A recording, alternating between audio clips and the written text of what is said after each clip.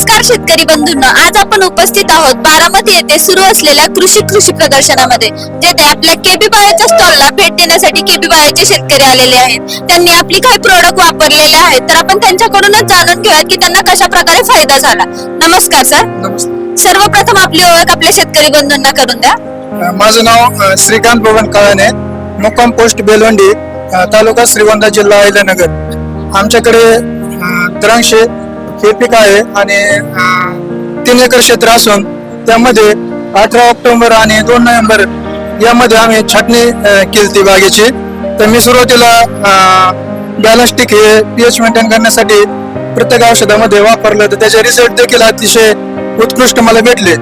आणि पुढे गेल्यानंतर थोडं पावसाचं किंवा दमट वातावरण तयार झाल्यामुळं आम्ही दावणीला बळी पडू नये म्हणून दावणी रेस हे प्रोडक्ट देखील वापरलं. तर अतिशय चांगल्या प्रकारे उत्कृष्ट असे रिझल्ट भेटले.